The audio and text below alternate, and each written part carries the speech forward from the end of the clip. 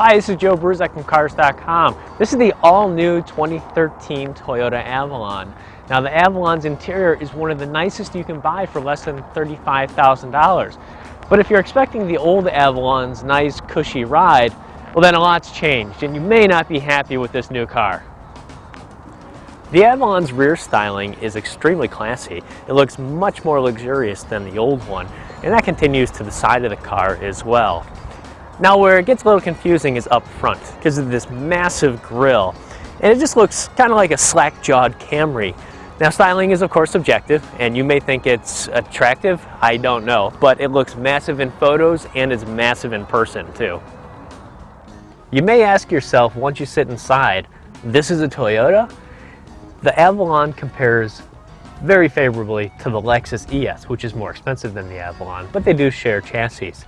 The materials are very high quality in the Avalon. There's fine stitching everywhere. It's on the seats, it's on the cup holders, it's on the door panels.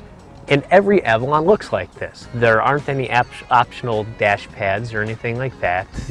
For the least expensive model, the Avalon still looks like this. And that entry-level model is now $2,000 less than it was last year. One of the only questionable areas up front here are these capacitive controls that have taken over the dashboard. They are touch sensitive, so there aren't traditional detent buttons, and they're very rarely done well in any car. We owned the Chevy Volt with them for a year and never got used to them. The Avalon is one of the best executions of capacitive controls with large typeface and very sensitive buttons that work when you actually press them. Imagine that, they don't in other cars. But we would still like to see regular buttons. One of the characteristics we absolutely loved about the old Avalon was how it rode. It was very cushy and comfortable, and it just floated over the road. Now, it was also extremely sloppy, and the door handles would practically drag on the road when you would turn a corner, but it was very comfortable. That's gone in this new Avalon. The new Avalon rides much firmer, but it's not necessarily a sports sedan. It doesn't make you want to drive the car fast. It's a much more taut and solid ride.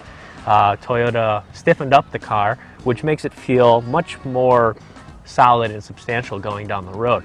The Avalon is now quieter on the inside because Toyota used new acoustic glass in the side windows as well as the windshield to keep wind noise to a minimum. And it definitely paid off. I got to drive the old Avalon and new Avalon back to back, and the new one is substantially quieter at highway speeds.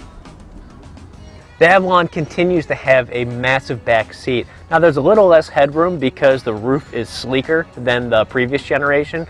It also takes the Avalon from a full-size sedan classification to a mid-size sedan, but it doesn't feel any different on the inside. There is still a ton of room. I'm 6 feet tall, and I can sit back here all day. Now, what you lose in the back seat is the pretty trick reclining function that the old Avalon had. There's no reclining function anymore, and the seats still don't fold flat. Now, even though the rear seats still don't fold, the Avalon's already large trunk is even larger for 2013. Owners of the previous Avalon looking to upgrade may be disappointed in how much firmer the new Avalon rides, but on the inside, the Avalon is a luxury car without luxury car price.